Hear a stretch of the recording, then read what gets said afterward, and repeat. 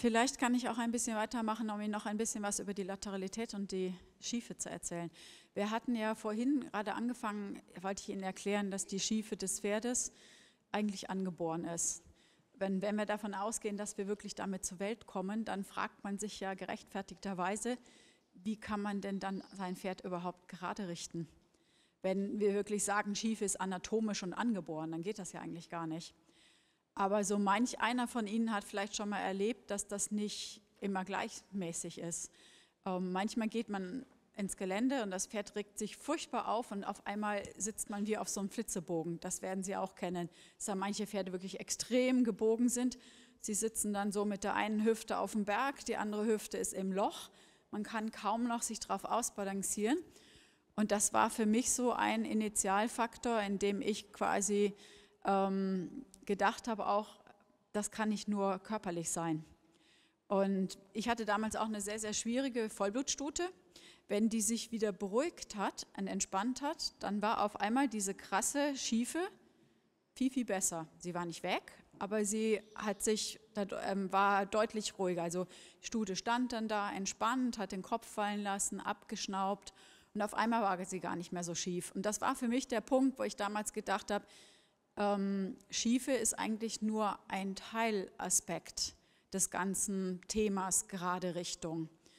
Und was noch dazu kommt, ich hatte vorher in der Halle ja auch schon die sensorische Einseitigkeit angesprochen. Das heißt, dass Tiere eben auch einen Vorzug haben, mit bestimmten Sinnesorganen die Sachen zu sehen.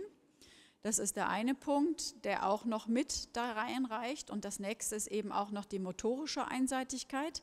Das heißt, wir haben bei Pferden auch Links- und Rechtshänder.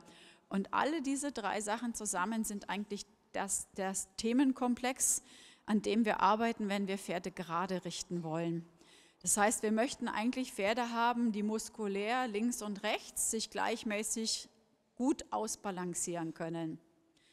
Aber das Problem, was jetzt dazu kommt, ist eigentlich das Thema Stress. Weil in dem Moment, wenn Pferde gestresst sind, verstärkt sich die Einseitigkeit, nicht die Schiefe, sondern sowohl die motorische Einseitigkeit als auch die sensorische Einseitigkeit. Das heißt, wenn Pferde extrem gestresst sind, haben sie einen ganz starken Vorzug dafür, alles mit dem linken Auge erstmal anzuschauen und es verstärkt sich sogar auch die Tendenz davor, linkshändig zu werden. Und das ist im Prinzip total kontraproduktiv, weil was wir dann erreichen, wir richten unsere Pferde nicht gerade, sondern die werden eigentlich immer schiefer sozusagen durch den Stress. Und das als Hintergrund, wenn Sie anfangen mit den Pferden Richtung gerade Richtung zu arbeiten, man kann es nicht erzwingen. Wenn Sie sich Reiter, die sich wirklich aufs Pferd setzen und versuchen, mit Hilfszügeln oder mit Sporen oder mit Gerte Pferde gerade zu richten, erreichen genau das Gegenteil, weil das Pferd dann dagegen hält und sich stresst und durch diesen Stress wird quasi seine sensorische und motorische Einseitigkeit noch verstärkt und damit macht das Pferd sich auch zunehmend schief. Also es wird einfach immer krummer.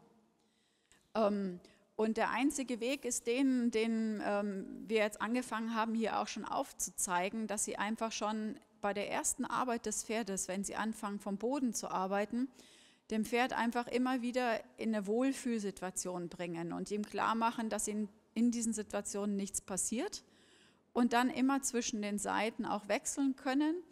Und erst wenn Sie dann merken, dass das Pferd wirklich entspannt ist, mit der Situation gut umgehen kann, kann man quasi anfangen, so die ersten Trainingsreize zu setzen. Und interessant ist, wir haben immer mehr Trainer, die quasi auch immer mehr beidseitig arbeiten. Das geht in viele Trainingslehren schon ein. Parelli setzt das um. Gibt ganz, ganz viele Schulen, jetzt brauche ich gar nicht alle aufzuzählen. Und was man damit eben bewirkt, ist, dass die Pferde anfangen, immer mehr zu verknüpfen zwischen den beiden Gehirnhälften und einfach auch darauf vorbereitet zu sein, dass Dinge links und rechts einfach eine gleiche Wertigkeit haben und dann einfach besser mental ausbalanciert sind. Und über das mentale Ausbalancieren erreichen sie schließlich auch die körperliche Balance. Und gerade jetzt diese Phase, in der diese Pferde hier sind, ist das unglaublich wichtig, weil die sammeln Das sind junge Pferde, die die ersten Erfahrungen mit dem Reiter sammeln. Wenn diese ersten Erfahrungen schlecht sind, werden sie das ihr Leben lang nicht vergessen. Weil Erfahrungen, die Pferde als Jungpferde sammeln, sitzen unglaublich tief. Es ist wahnsinnig schwierig, das im Training wieder zu desensibilisieren. Und sie produzieren schiefe Pferde. Und das ist eigentlich genau gegen den Gedanken, den wir schon in den klassischen Reitlehren haben, dass es eigentlich ja das Ziel ist, sie gerade zu richten. Und das höchste Gut, was früher auch in der klassischen Reitlehre gefordert wurde, das lockere, losgelassene, taktreine Pferd, das an den Hilfen ist und gerade gerichtet ist eigentlich ein Produkt einer, wie soll ich sagen, guten Ausbildung, einer verständnisvollen, mental auch sanften Ausbildung. Und deswegen ist die Lateralität oder die Schiefe und die Einseitigkeit ein sehr, sehr guter Prüfstein dafür, ob das tatsächlich auch wirklich pferdegerecht, sanft abgelaufen ist. Weil Pferde, die extrem schief und einseitig sind, bei denen ist was schiefgelaufen.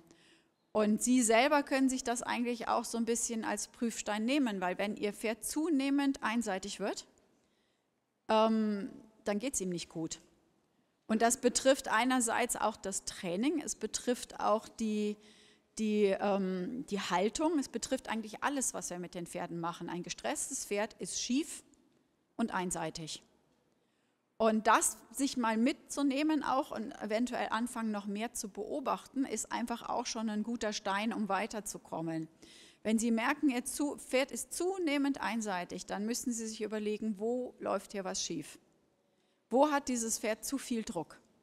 Im Training, vielleicht am Turnier oder eben auch in der Haltung. Deswegen das einfach auch immer noch mal so beobachten und vielleicht auch selber, wenn Sie mit Ihrem Pferd im Umgang sind, einfach immer mal gucken, wo lässt er mich eigentlich jetzt gerade führen, links oder rechts? Und auch bei älteren Pferden wechselt das. Ich weiß noch, letzte Woche war ich mit meiner Stute draußen im Gelände und die ist so ganz vertrauensvoll an meiner linken Seite, also sie hat mich rechts gehabt, gelaufen. Und dann kam mir auf dem Weg eine Person entgegen, die fand ich total dubios. Und ich persönlich habe gedacht, oh je, was kommt mir denn da entgegen? Ne? Ich habe mich angespannt, habe sozusagen Atmung angehalten, meine Herzrate ging wahrscheinlich auch hoch und zack, das Pferd war auf der anderen Seite von mir. Wollte auf einmal mich unbedingt links von sich haben. Und wenn man so ein bisschen verstanden hat, warum, wäre es jetzt grundverkehrt gewesen, das Pferd in diesem Moment zu strafen. Weil das Pferd hat im Prinzip mich beobachtet, hat gesehen, ich spanne mich an, ich habe Angst vor dieser Situation und die kommt mir komisch vor und hat gesagt, okay, das schaue ich mir auch lieber mal mit dem linken Auge an. Hätte ich sie jetzt dafür gestraft, hätte ich sie in ihrer Angst bestärkt. Dann hätte sie gedacht, ja, stimmt ja, war ja wirklich furchtbar, diese Situation. Und ich hätte mich danach schwer getan, das wieder eben runterzubringen auf ein normales. Okay, Sebastian, Debré. Dann übergebe ich. Donc, on a 4 nouveaux chevaux. Un Dominator, le noir, enfin la noire. Attends, je vais peut-être vite les présenter. Ah oui, ce sera plus simple. Voilà. Le noir, c'est un cheval qui appartient à M. Borioli, vétérinaire, qui est présenté par Mirko Morelli, comme ce matin, et Camille Jacquet qui présente le cheval là. Dominator Z comme père, Good Luck de Planaise pour la mère, donc Planaise à Neuchâtel, par Galayo Lassila, une jument qui est née en avril 2021. Ensuite, nous avons Myriam Lopsiger qui est qui monte la jument alezane. Pour ceux qui étaient là les autres fois, elle était déjà là il y a 1 année et demie quand on avait fait le premier workshop. Cette jument s'appelle Falerna, c'est une hanovrienne de 5 ans qui a été un peu arrêtée, puis maintenant qui reprend le travail. Ensuite, nous avons César, qui appartient à la famille Le Noir, c'est Maïva, je crois, qui est dessus. Enfin, pas dessus, à côté. César, c'est l'Alezan, Franche-Montagne, Hongre, né en 2020. Pour ceux qui connaissent, par Nectar 2 et Lia par Calypso du Paddock. Pardon? Oui, il est cryptorchide. Oui, il a un petit problème de testicule. Ensuite, il y a le cheval Pogno, qui est le deuxième Lusitanien que nous avons aujourd'hui, qui est né en 2019, qui est un cheval de loisir et qui est tenu là par Marion Converset. Voilà.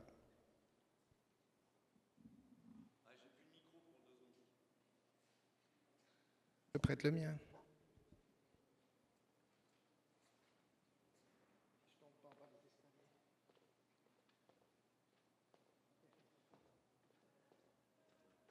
Ça devrait aller mieux quand même. Ouais, donc j'ai demandé à chacun, comme tout à l'heure, hein, comment ils mettaient en route leurs chevaux. Donc le Franche-Montagne fait pas mal moins monter et plus de travail au sol en type équitation éthologique, donc contrôle de hanche, épaules, etc. Le Lusitanien, le B, n'a fait que de l'extérieur, donc en général il le bouge un petit peu et puis voilà, ils montent et ils vont dehors. Et la noire, la Dominator, normalement juste marcher un petit peu et quand elle est relâchée, il monte aussi. Donc là on va essayer de passer, vu que les trois étaient là ce matin, vous savez ce que je demande maintenant, on va essayer d'aller un petit peu plus vite si les chevaux le permettent, hein. C'est-à-dire contrôler assez rapidement. Alors là, tant que vous êtes en licol, restez en licol. Enfin, pour ceux qui sont en mort, peu importe.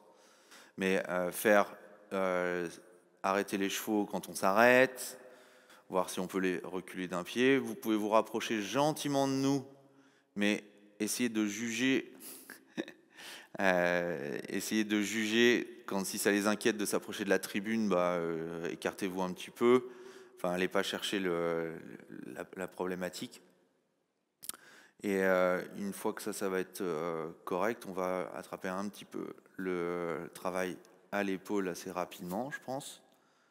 Parce que là, ils ont l'air de se poser gentiment. Et la jument hanovrienne, je te laisse faire un petit peu ce que tu veux. Et si tu as besoin de moi, tu me fais signe. Si une question ou deux, ou s'il y a des choses que tu veux plutôt faire. Et là, l'idée, c'est plutôt que ce soit positif pour elle, et, parce qu'en fait, elle reprend le travail, donc ça fait pas longtemps qu'elle est remontée. Donc là, elle commence à se relâcher quand même.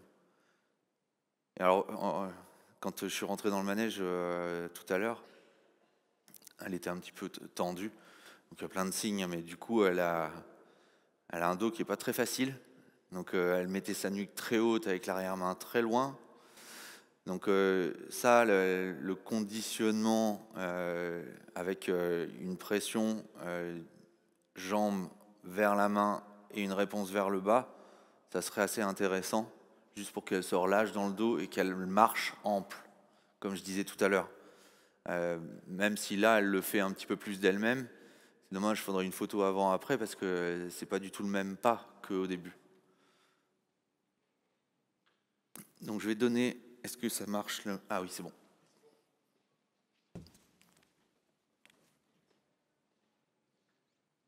Je vais donner juste des sticks à tout le monde.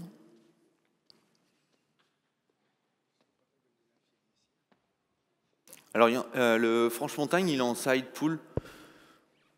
Ça importe peu, hein, tout dépend de ce qu'on veut faire à terme, mais que ça soit un licol ou un side pull, c'est à peu près la même chose.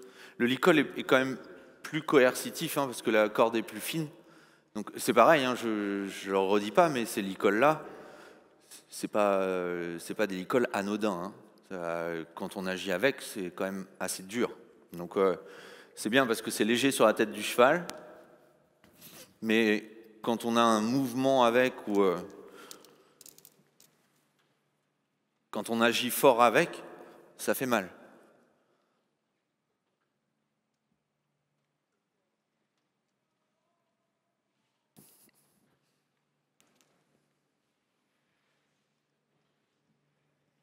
Tiens, je te donne ça. Tu essayes de la concentrer un petit peu. Mais tant que tant qu'ils ne sont pas un peu plus relâchés, ça ne sert à rien qu'on demande des choses. Alors voilà, typiquement, un cheval qui est tendu, l'exercice de la fin, là, où on va demander par sensation de déplacer un peu les hanches, un peu les épaules avec l'étrier, c'est quasiment impossible parce que le cheval va se verrouiller. Donc il faut qu'on arrive d'abord à faire des choses simples. Tu veux garder ton stick ? Si t'en as un.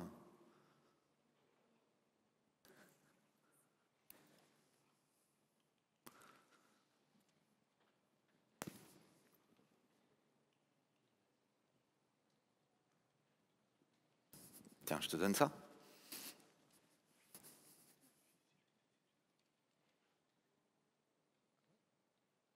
Et quand ils s'arrêtent, encore une fois, n'hésitez pas, vous connaissez vos chevaux, quand ils s'arrêtent, à leur donner du confort. Si vous avez un point, vous savez qu'ils apprécient vraiment qu'on gratte, et ce que je n'ai pas dit tout à l'heure, on en parlait à midi, c'est que quand vous voyez que le cheval apprécie, là comme l'alezan tout à l'heure que je grattais, quand je gratte, je mets quand même de la pression pour que ça soit agréable pour eux. Après, c'est vous qui connaissez mieux vos chevaux que moi. Mais si vous avez un endroit préférentiel pour eux, n'hésitez pas à en user, en abuser. Par contre, il faut le faire à bon escient, c'est-à-dire quand ils sont arrêtés et de préférence attentifs. Mais des fois, le fait de donner du confort va les rendre attentifs aussi. Donc, à vous un petit peu de juger de ça.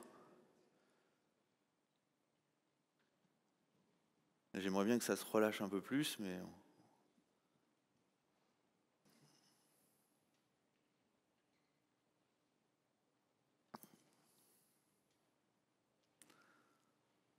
Vielleicht kann ich zu dem Kraulen das auch noch kurz erklären. Es gibt tatsächlich auch wissenschaftliche Untersuchungen, die gezeigt haben, dass man, wenn man ein Pferd an der Stelle am Ende des Halses vor der Schulter oben im Widerrist richtig krault, also ruhig auch ein bisschen fester, da wo Pferde sich auf der Weide auch gerne gegenseitig kraulen, dass das tatsächlich dann auch die Herzfrequenz der Pferde reduziert. Ah, je bonsoir, essayez ça. Aber die Übersetzung? Ging? Okay, danke.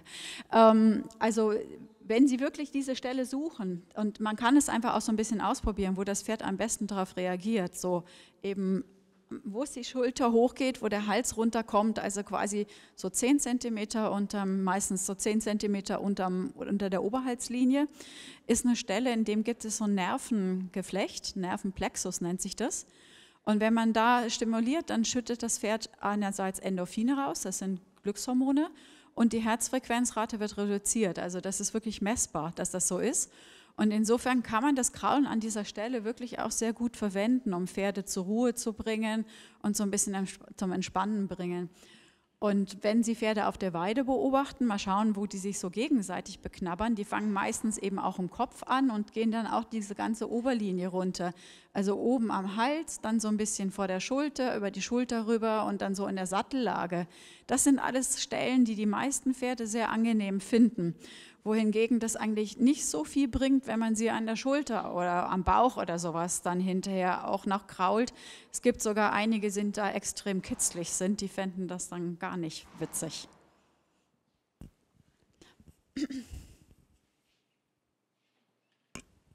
Ouais, je suis reparti. Ah, merci.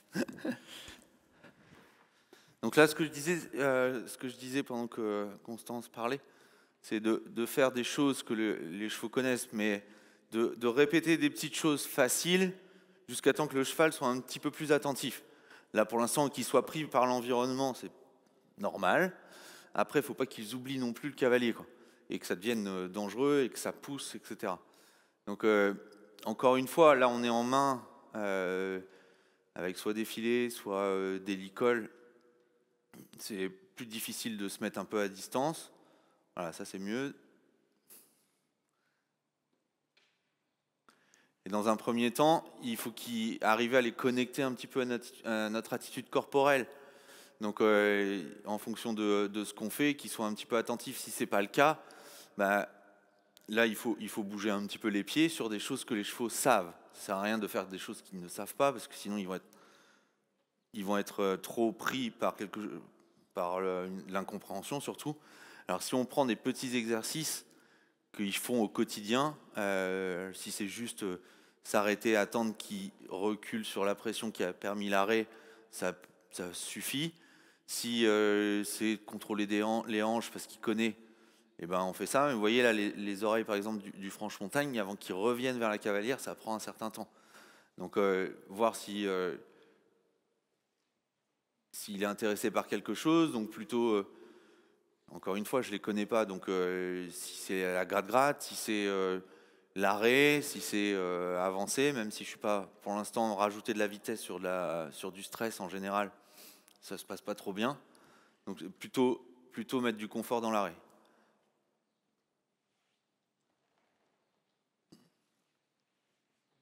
Et ça découvre encore les miroirs.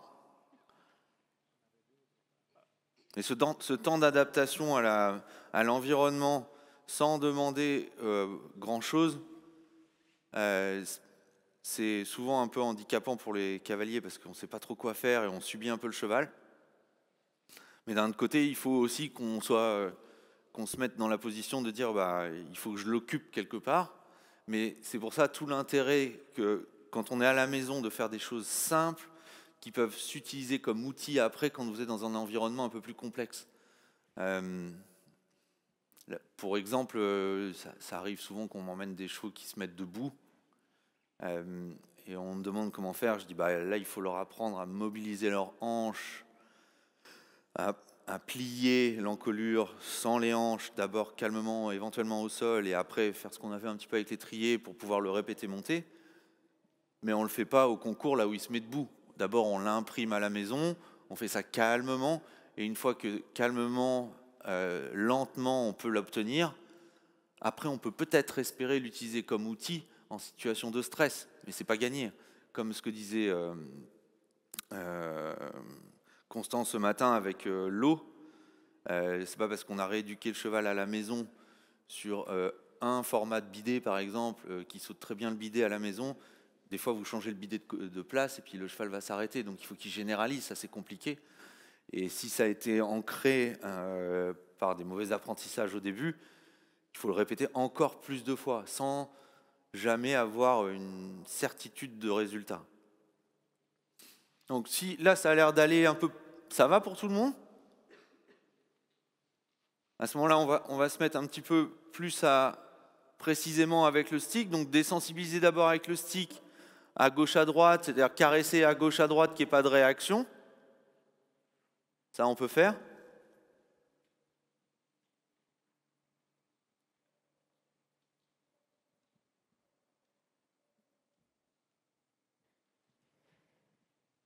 Voilà, si vous voyez que ça pose aucun problème, vous passez à autre chose. Toujours l'outil qu'on va utiliser, être sûr qu'il ne le fuit pas, être sûr qu'il ne le prenne pas comme quelque chose de coercitif. Bon là, ça n'a pas l'air d'être le cas, ni pour les uns ni pour les autres.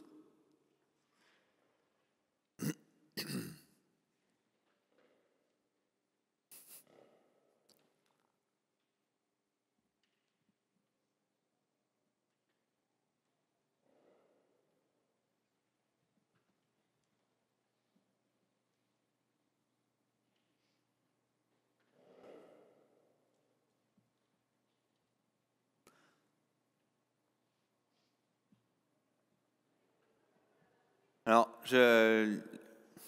on en parlait un peu à midi sur le fait de l'utilisation de la pression. C'est vrai que moi, j'utilise beaucoup l'utilisation de la pression parce qu'on me demande souvent de faire des chevaux qui vont aller après faire de la compétition et pas forcément sur des cavaliers qui vont se préoccuper de l'apprentissage et de savoir si le cheval a compris. Et donc j'essaye d'enseigner au cheval que cette pression-là, voilà, il y a une solution, mais aussi qu'il l'accepte. Parce que le problème, c'est que si on fait que en langage corporel, le cheval il va très bien comprendre. Mais au bout d'un moment, il faudra utiliser la pression. Donc, ok. Ça n'a pas l'air de le traumatiser.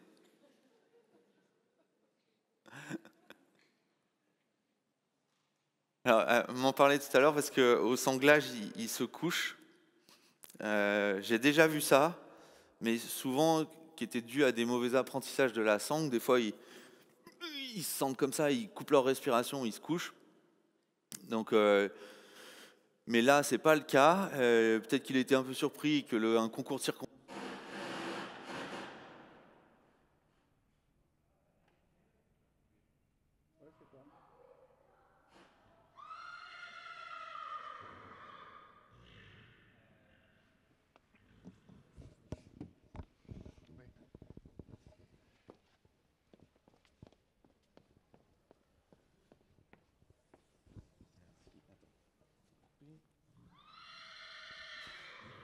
Hein? Ouais, c'est bon. Après, quand c'est arrivé, je pense qu'ils se sont sentis un peu bêtes, ça va savoir quoi faire. Donc le cheval est resté couché un petit peu. Finalement, c'est pas désagréable pour lui. Donc je me demande s'il a pas répété pour ça. Après, je connais pas, donc je sais pas. J'ai connu un cheval qui se couchait avec le cavalier systématiquement. Mais c'était une solution parce que la première fois qu'il s'est couché, forcément le cavalier est descendu, ça a arrêté l'exercice, donc c'est confortable pour le cheval.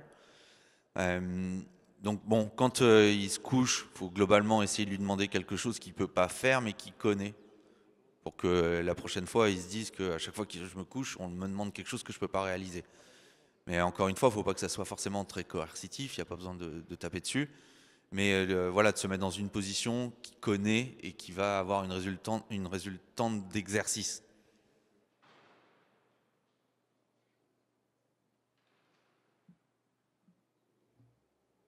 Ok, on va travailler un peu avec le contact.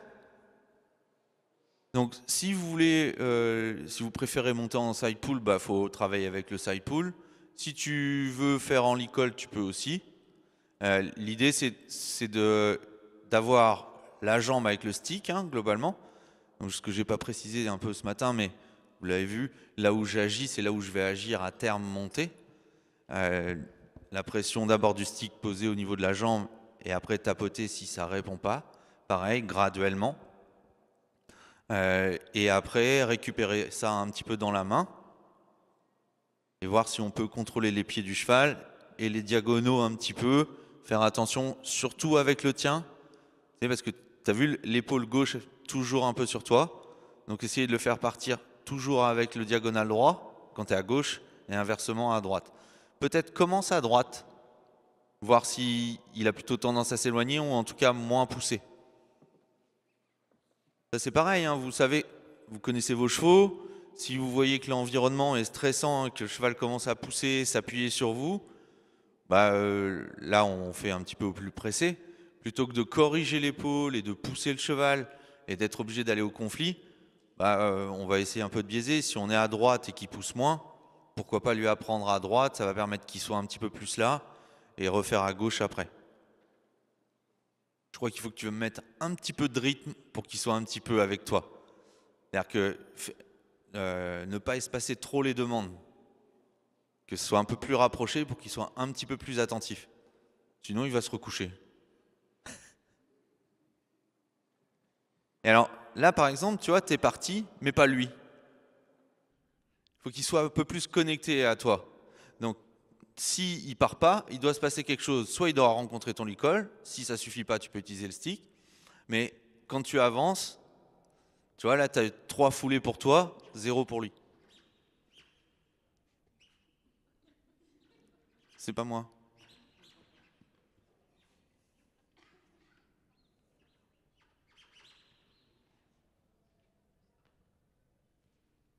C'est bon? Ouais. Tu fais des blagues? Tu veux changer?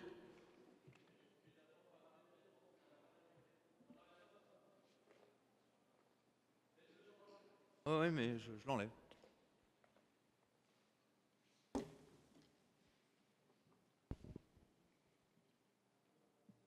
Donc voilà, si ça marche avec le langage corporel, tant mieux. Pensez quand même qu'à terme, on va monter dessus. Donc il faut que ça soit vos aides directes qui fonctionnent, puisque une fois que vous êtes monté, il n'y aura plus de langage et de communication entre vous. En tout cas, j'entends corporellement. Donc, bien agir d'abord avec l'aide, la première, celle que vous voudriez avoir montée.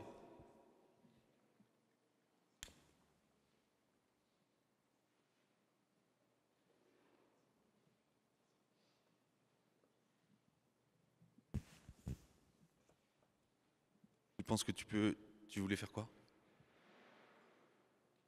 Tu peux l'allonger? Ouais, mais tu peux l'allonger peut-être un petit peu plus là-bas.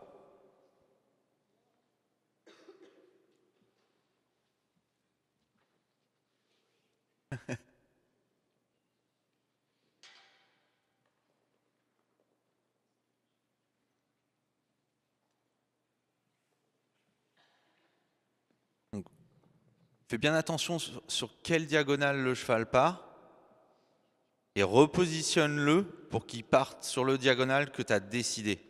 Et quand tu l'as décidé, là maintenant il est un petit peu plus serein.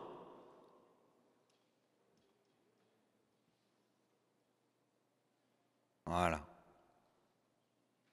Après, vous voyez toujours l'épaule gauche qui revient.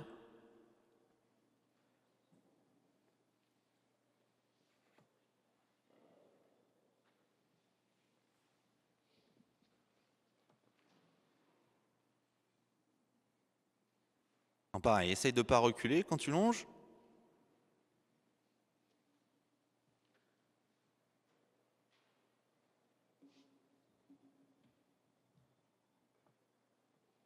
Donc c'est pareil, hein, quand je veux montrer la longe ce matin là, sur le diapo, mon cheval il a le nez en bas, tout va bien. C'est facile à faire quand je suis chez moi, dans mon rond, que tout va bien autour. Même ce même cheval sur la photo, je l'emmène ici, je vais pas avoir tout de suite mon nez dans le sable. Hein. Parce que des fois j'ai des clients qui me disent ah ben on peut s'en servir pour sans enraînement comme ça pour longer en concours avant. Je dis je suis pas sûr que ça fonctionne dans un environnement de concours. Peut-être à terme, mais à la maison oui. En concours, il y a peu de chance. Il va vouloir regarder, c'est normal. Donc c'est sûr qu'on n'aura jamais des longes parfaites dans un environnement inconnu, avec un 3 ans qui a été monté une vingtaine de fois. Surtout si ça n'a pas été codé avant, ça ne peut pas être parfait.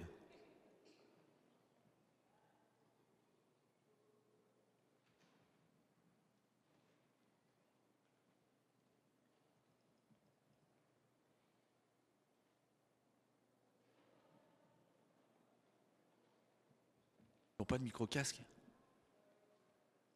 Je vais poser le micro, je vais prendre l'alezan un petit peu.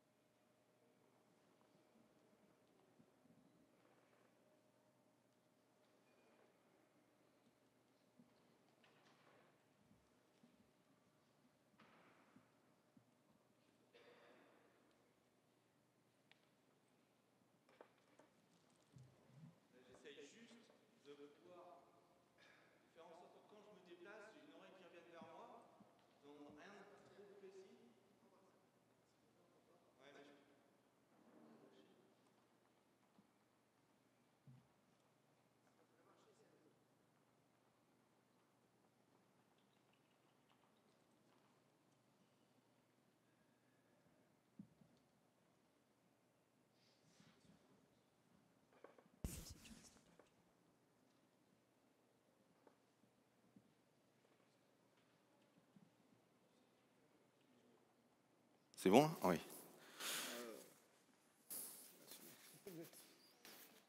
Hop, merci.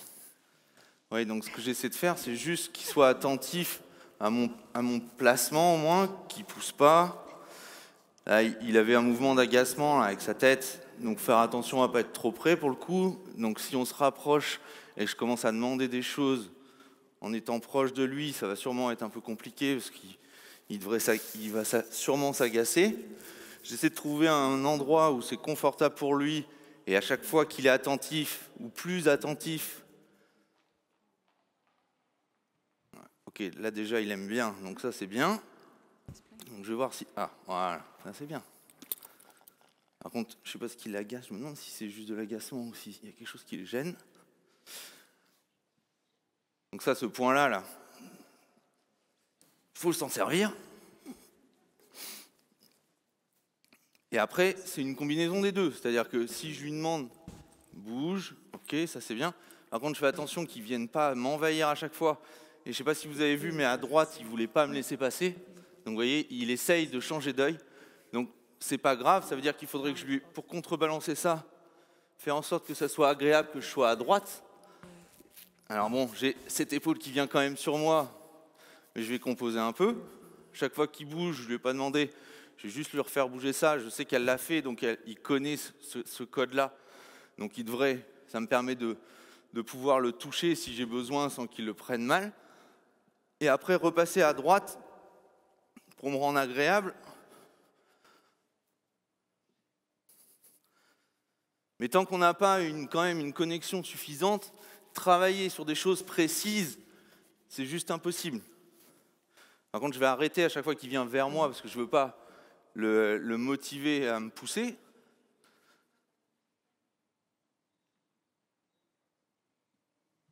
Il est bien grand. Après, en plus, le pauvre, il est tout seul, les deux autres sont là-bas, donc c'est pas plus facile pour lui. Pas de trop. Alors j'ai vu que tu le faisais reculer en agitant un peu la longe. C'est pas grave. Moi, je fais pas ça parce que c'est une pression alternative. Donc s'il n'est pas attentif et qu'il ne te lit pas, c'est juste une sanction. Ce qui serait bien, ça serait de... C'est pour ça que j'utilise que la pression constante, parce que dès qu'il s'en échappe, elle n'est plus là.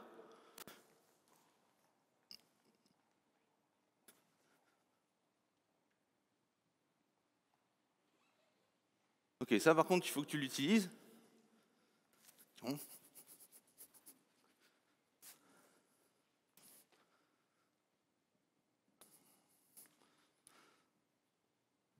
Ouais, ça c'est mieux.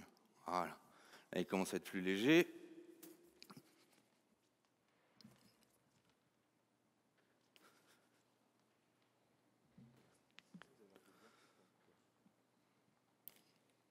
C'était pas mal.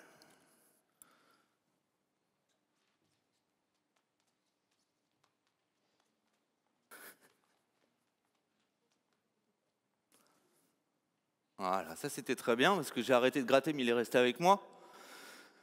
Là, si je me déplace, est-ce qu'il fait attention? Oui.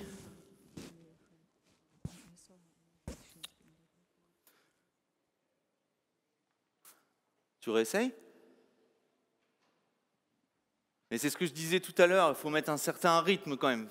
Il faut qu'il y ait quelque chose de positif pour le cheval. Donc là, c'est bien parce qu'on a trouvé un point où il adore. Tu peux utiliser ça, là, ça gratte bien. Mais il faut quand même mettre un certain rythme, parce que sinon le cheval se désintéresse, il a quand même un tout intérêt à regarder les autres chevaux, donc je le comprends. Alors, on en est où avec la noire? Par contre, il faut que tu l'occupes. Tu l'occupes. Et une fois que tu vois qu'il est avec toi, qu'il se pose et qu'il se relâche, là, tu peux mettre du confort dans l'arrêt. Fais attention à ne pas reculer.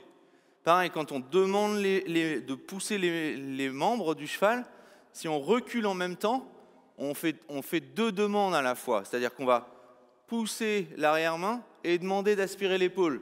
Sauf qu'après, le cheval nous pousse avec l'épaule, mais on ne peut pas être... En fait, on vient de lui demander de faire ça. Donc il faut être quand même assez conscient. Allez, à la longe. Il est où ton stick? Tu l'as mis où?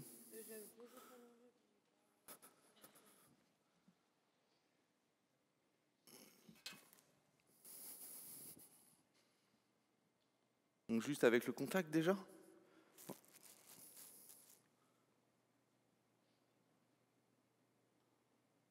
Attends, je vais juste...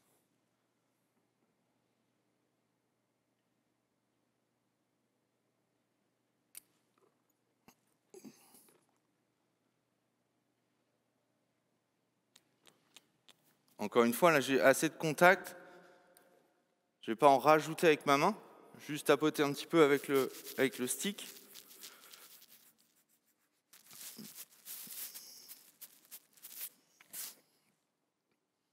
Donc là, on a une jument qui n'est pas très attentive non plus, mais qui est quand même là. Marche avant. Ouais. Donc ça, c'est ce diagonal-là que je ne veux pas. D'un autre côté, c'est de ma faute parce que je ne l'ai pas mis dans de bonnes prédispositions.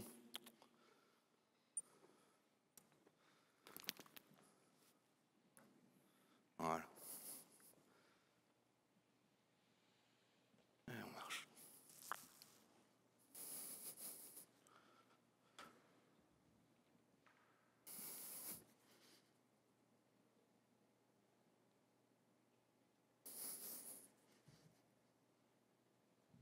Bon, ça marche aussi.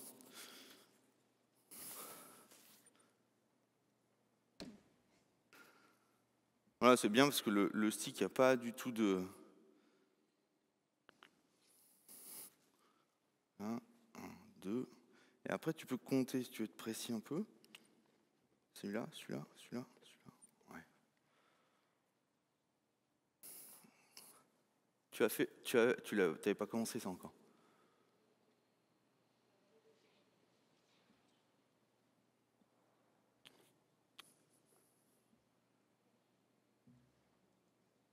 Bien.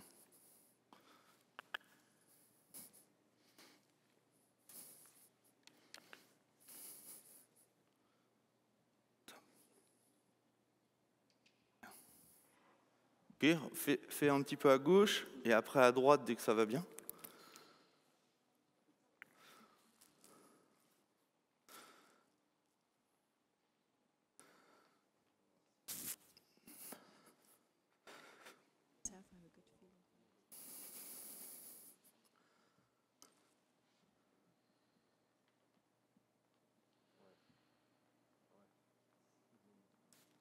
Et pensez à récompenser quand ils sont arrêtés, vraiment à gratter quand il est un petit peu plus avec toi, qu'il a répondu correctement.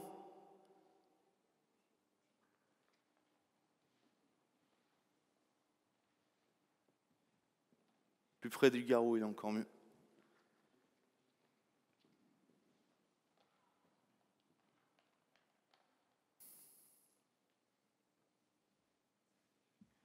Ça va là-bas? Est-ce que tu penses que tu peux te rapprocher et faire le même travail ou pas? Hein? Est-ce que tu penses que tu peux te rapprocher et faire le même travail dans l'axe longitudinal? Ok. Oui. Je veux bien, si tu veux. Salut grand.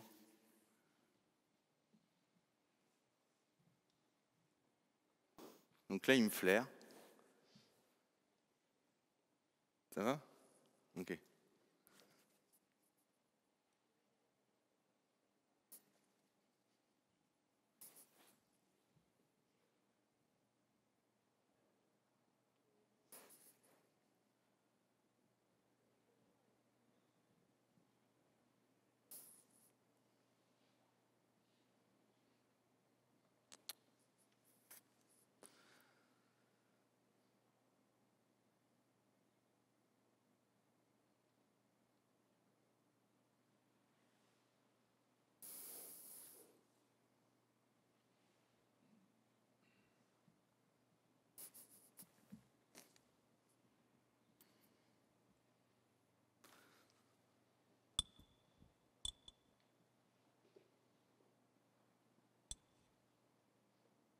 Ouais, c'était assez intéressant. Je ne sais pas si vous avez vu, mais J'ai cédé à chaque fois qu'il a déporté son poids vers l'avant parce qu'il avait l'intention, mais il n'a pas jamais fini le mouvement parce qu'à ma session, il a arrêté. Ce qui est bien, ça veut dire qu'il est attentif pour le coup, parce qu'il ne se laisse pas emporter par sa foulée. Crête.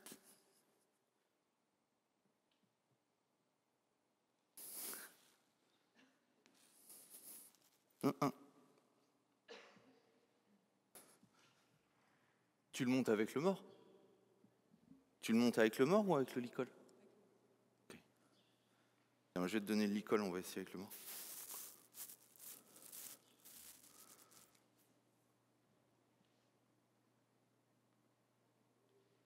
Vielleicht noch eine interessante Beobachtung, als Sebastian gerade am Hals gekraut hat das Pferd versucht zurückzukraulen. Und natürlich ist das auch ein ganz natürliches Verhalten, weil Pferde auf der Weide sich ja gegenseitig kraulen. Das heißt, es ist fast so ein bisschen reflexiv. Also der eine fängt an und der andere hat sofort das Bedürfnis auch zu kraulen. Und deswegen sollte man das eigentlich auch nicht bestrafen, weil es ist eigentlich ein positives soziales Verhalten.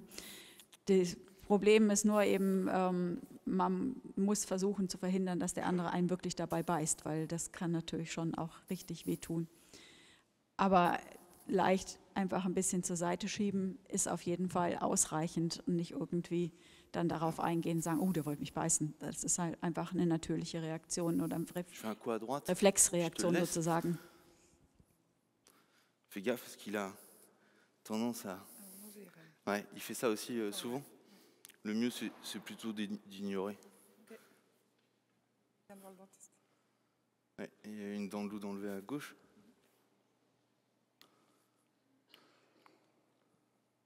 Lui, pour le coup, il a laissé de la hauteur. Ça, c'est bien. Très bien. Ok, la même chose à droite. Pareil, quand ils sont arrêtés, qu'il est sur le diagonal opposé de ton côté, donc ça veut dire qu'il doit partir avec l'antérieur droit et le postérieur gauche. Quand il est bien, ça, il aime bien aussi. Par contre, il flaire et il vient un petit peu pousser. Voilà. Son bout du nez. Donc, et vous avez vu, il ne s'exprime pas tous. Hein. Là, en plus, on a le même point sur les trois. Lui, il retrousse juste son naseau, alors que les autres, il y en a qui s'étirent. Mais le résultat est le même.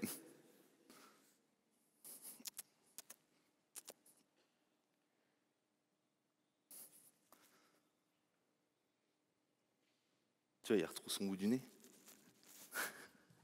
Ok. Toi ?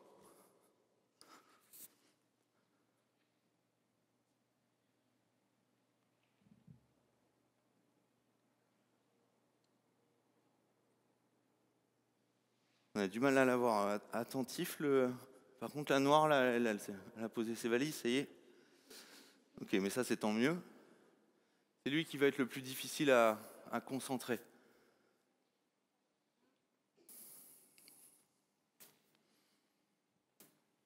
Après, il fait.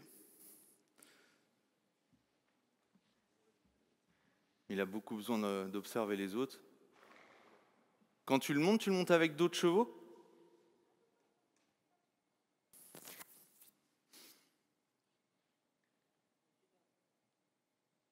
Par contre, ouais, il n'est pas castré. Il n'est pas castré. Celui-là. Il est quoi, tu dis ? Cryptorchie.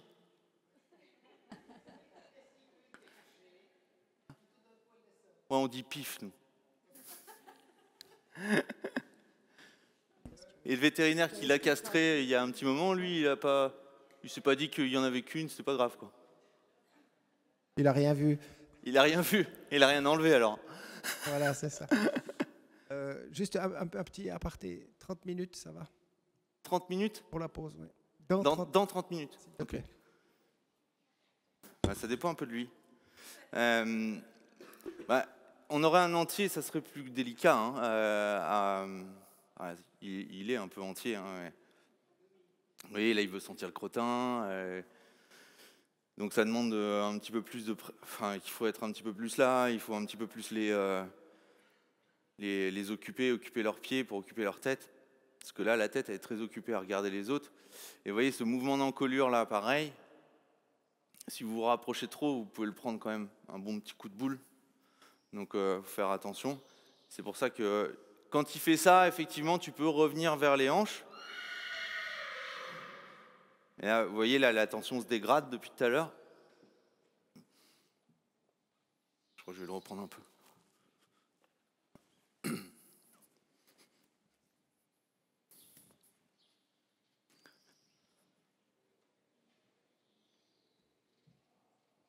Tu me le reprêtes?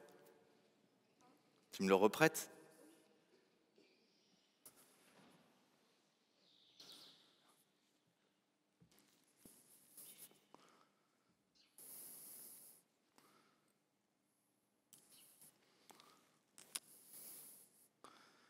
Je vais essayer de moins bouger moi, de le faire bouger lui plus. Après là, il revient un petit peu avec moi, donc... hein.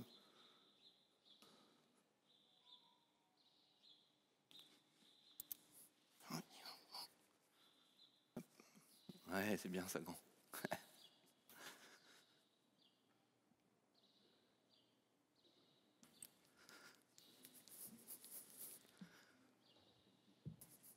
Non, tu pousses pas. Le problème quand ils font ça, c'est que normalement ils viennent groomer, c'est mignon, mais je fais quand même attention parce que groomer avec les dents.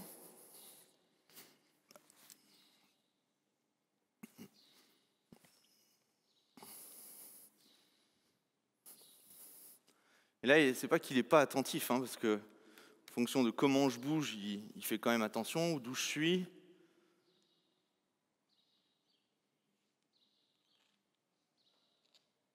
C'est bien ça.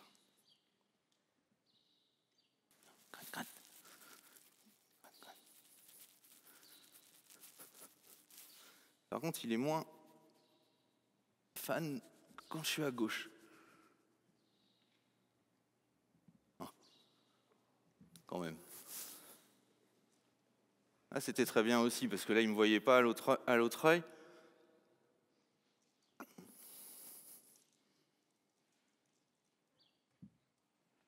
Voilà, là, j'ai la nuque qui est tombée un peu toute seule.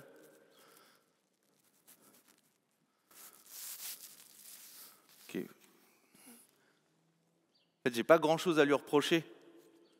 J'ai juste des petits pas comme ça que j'ai pas demandé, qui fait que je corrige, et après vérifier que quand je bouge, voilà, là il a avancé, donc je peux aller faire demander un petit peu plus.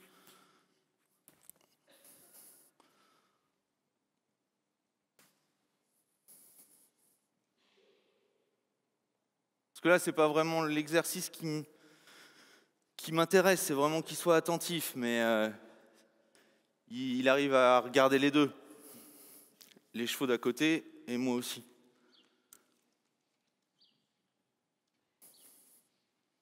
Donc là, non.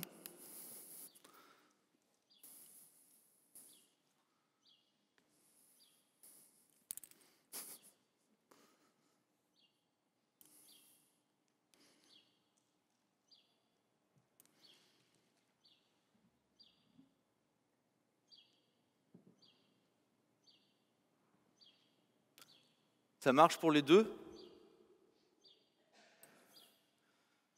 Là, le problème, c'est que pour l'instant, on n'a pas pu travailler ça avec lui. Si je peux mettre les rênes. Je vais essayer.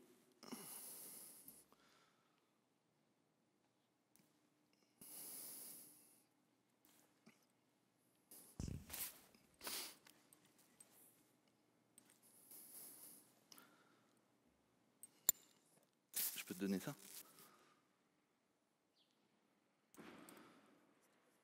Non, je vais prendre le stick. Hop là. Donc là, forcément, avec ma longueur de rêne, je suis obligé de rester un petit peu plus proche. Donc mais je préfère que ce soit moi. Là, j'ai rien demandé, donc il recule. Alors là, du coup, il anticipe tout parce qu'il n'est pas attentif, donc je vais redésensibiliser. Là, pareil, j'ai rien demandé.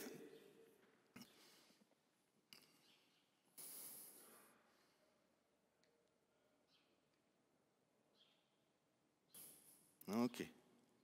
Bien.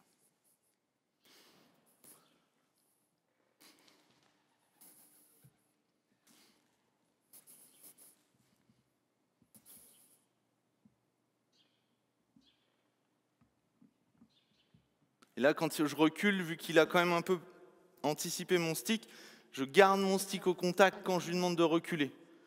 C'était pas mal, parce qu'en plus l'antérieur gauche n'est pas venu sur moi et s'est écarté. Alors là, je me suis mis tout seul, trop près des tribunes. Et on ne s'agace pas.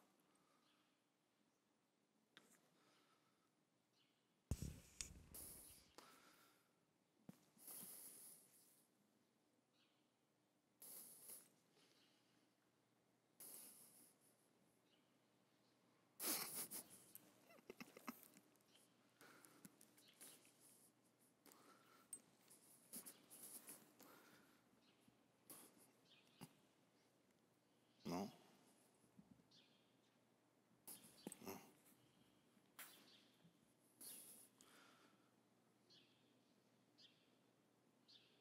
Là, pareil, il anticipe, il bouge tous ses pieds, j'ai rien demandé.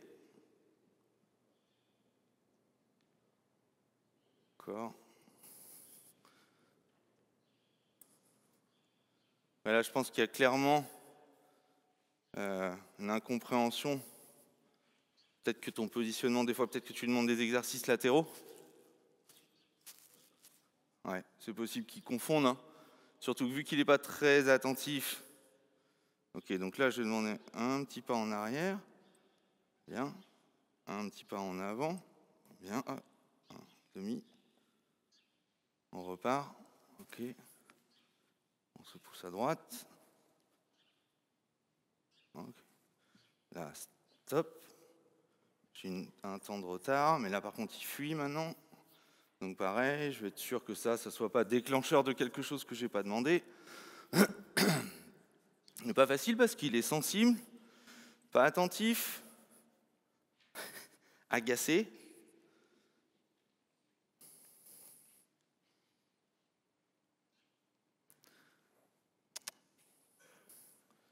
J'ai essayé à droite, voir ce que ça donne.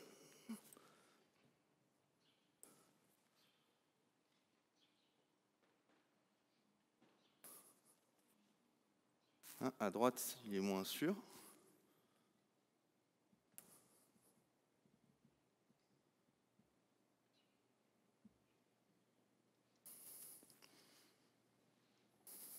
Donc là, je garde mon stick au contact parce que c'est ce qui a déclenché le mouvement. Et ça veut dire en fait qu'il a toujours attendu l'outil plutôt que l'attitude. Alors que quand on est loin et qu'on demande un peu de contrôle de hanche, quand il n'est pas attentif, qu'il soit obligé de sentir l'outil pour la demande, c'est une chose, mais au bout d'une ou deux fois, il devrait faire la différence. Et là, vu qu'il anticipe, ça veut dire qu'il ne l'a pas vraiment fait.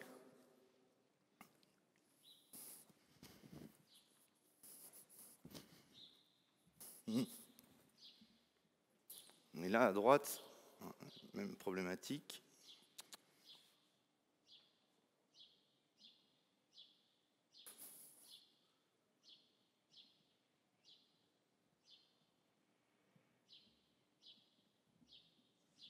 Et arrête, encore. Okay.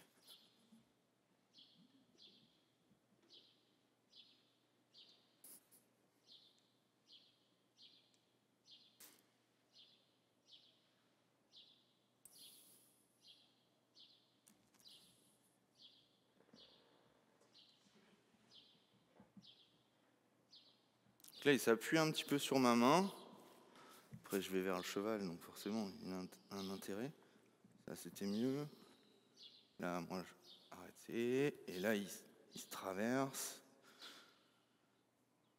Dans un premier temps, pour l'aider, mais il faudrait vérifier que de le mettre entre moi et le pare-botte ou une lisse, ça ne soit pas un problème avant de le faire. Mais après, pour garder cette rectitude, utiliser la lisse, ce n'est pas une mauvaise idée, hein, dans un premier temps. Mais là, c'est plus un effort mental de sa part qu'un effort physique. Là. Et qui se déconcentre beaucoup trop vite. Après, il fait ce que je lui demande, mais ça reste pas avec 100% d'attention. Je vais réessayer de faire ça un petit peu à droite, à gauche, et on va faire un peu de statique avec les autres pour t'aider.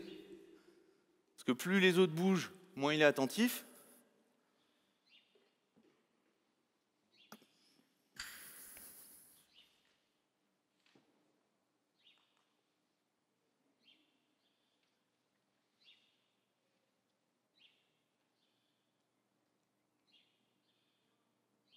Tu m'appelles si ça va pas.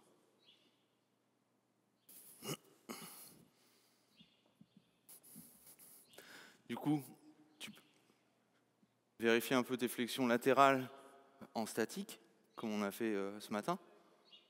D'abord avec juste le mort, et bouge un peu à droite, à gauche sans bouger ses membres. Si ça va avec l'étrier sur les postérieurs comme ce matin. Et après les épaules de la même façon. Vérifier, pensez avant de faire ça, voir si ton sanglage est bon pour éventuellement monter. Il me reste combien de temps ?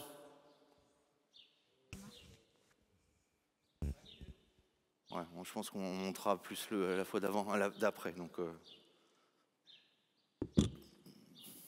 est-ce que ça va ? Comment ? Peur de la paroi ? Ouais, éloigne-toi de la paroi.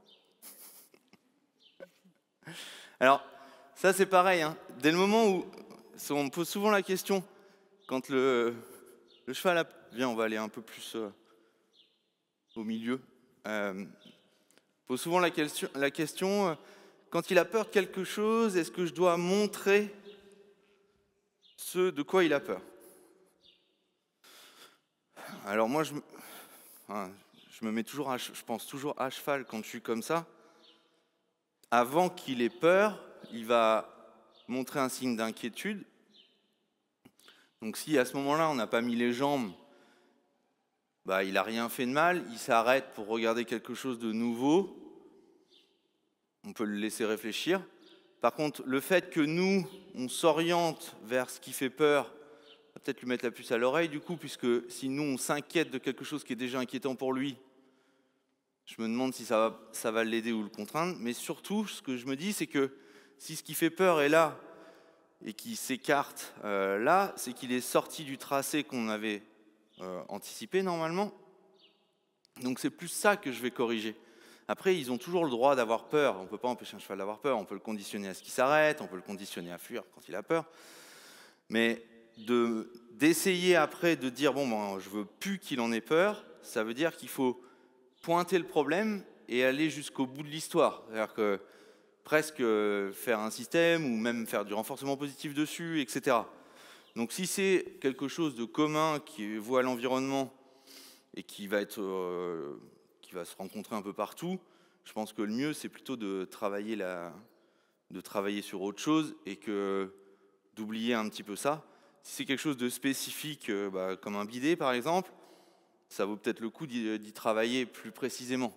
Mais c'est sûr que vous avez un risque pour moi en tout cas, je ne sais pas si c'est correct scientifiquement parlant, mais de stigmatisation de ce dont le cheval a peur. Parce que dès le moment où vous allez acter les choses, lui dire tiens, non, tu vas t'en approcher parce que ça ne fait pas peur, vous allez déjà lui mettre de la pression pour s'en approcher, parce qu'il ne veut pas s'en approcher, il en a peur.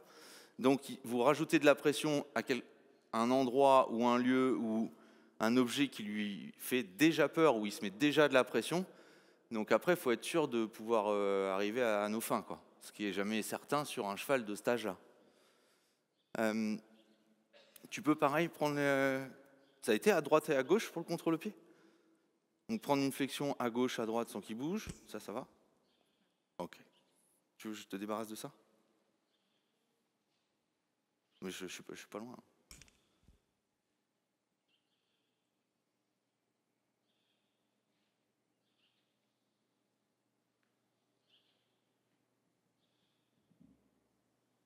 Ok, super.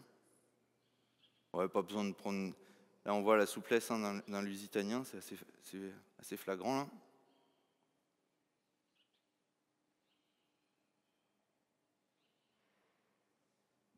Ok, parfait. Étrier sur les hanches, pour bouger les hanches. Il n'y a pas besoin de prendre un pli si prononcé. Hein. Juste un pli au cas où, mais... Ouais. Non, l'idée c'est que quand tu sois dessus, tu as la jambe qui va demander la même chose que ce que tu vas demander avec ton étrier. Donc mettre la pression que vous voudriez avoir avec votre jambe quand on est dessus, pour commencer. Si le cheval ne répond pas, on augmente progressivement. Tu veux que je te montre une fois? C'est grand. Donc là, tu vois, il a assez de flexion, je n'ai pas besoin d'en demander plus. Il en a même trop. Là, je vais mettre mon étrier là où je mettrai ma hanche pour bouger. Voilà. Là, ça, c'était pas mal. C'est un petit peu léger en termes de mouvement. Tu peux faire un peu plus? Donc là, j'ai tapoté. Ok. Là, bien caressé.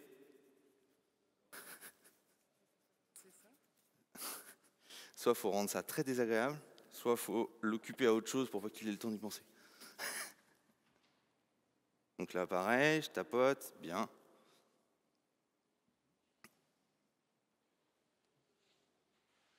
Je redemande plus droit sans prendre de flexion. Bien. J'aurais bien aimé qu'il le fasse au premier.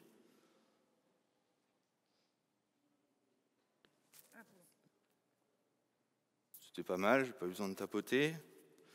Mais j'attends qu'il y ait une amélioration quand même dans le mouvement.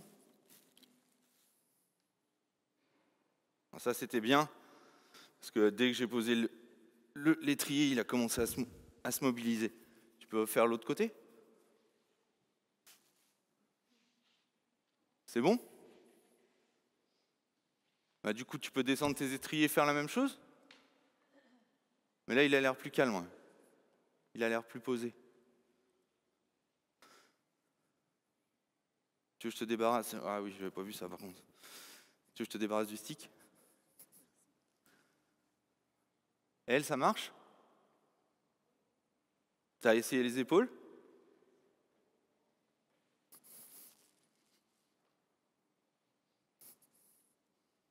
Salut fille.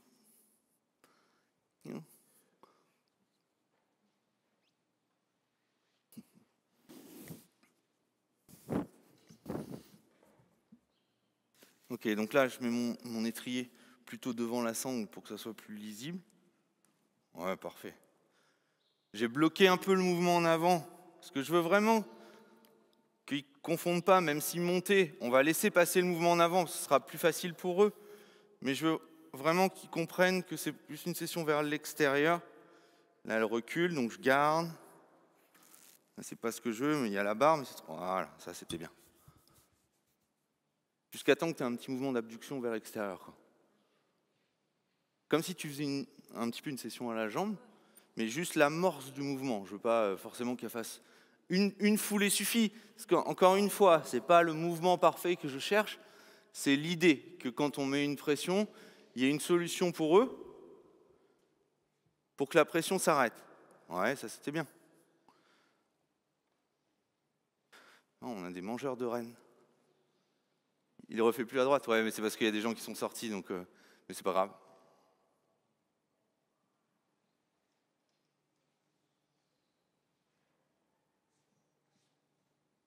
Alors dans un premier temps, c'est plus facile mécaniquement de demander une légère flexion, parce que forcément, ils vont avoir tendance à faire ce mouvement-là sans partir en avant.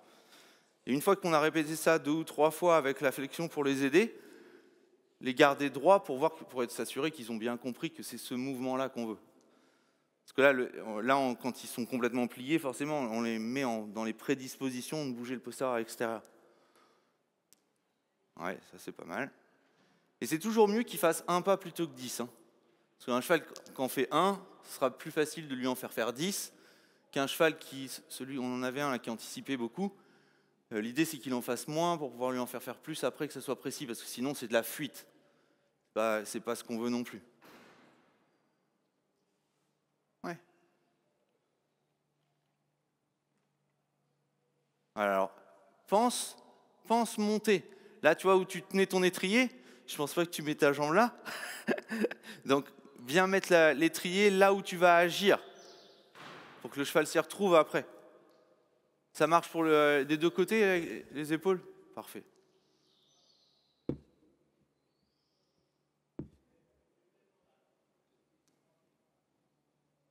Super, le franche-montagne, ça a l'air d'être bien.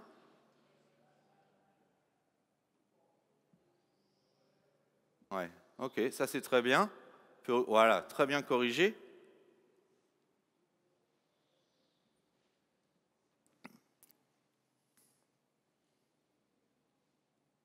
Et après, la même chose avec les épaules. Puis on va s'arrêter là pour eux.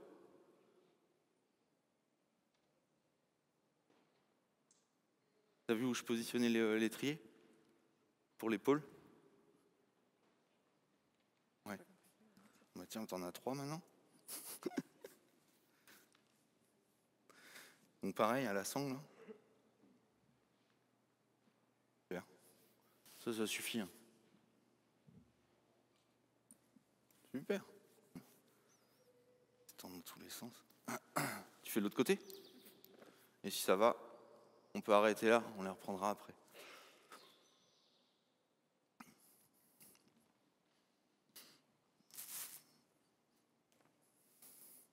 En plus, c'est un bon moment pour arrêter pour l'alezan. Dommage, c'est moins un bon moment pour arrêter pour le B. Et la noire, elle est très bien, elle.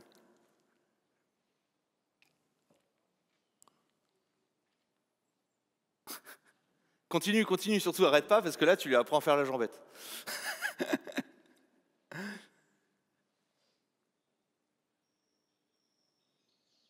Pareil, ta jambe, tu vas jamais la mettre là.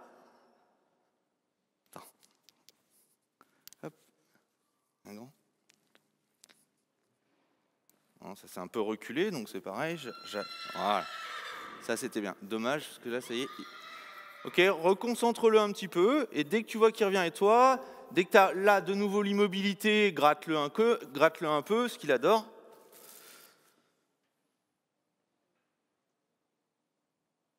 Non, ça c'est un peu trop reculé. Voilà, super. Là par contre il anticipe maintenant, donc j'en refais un peu plus là.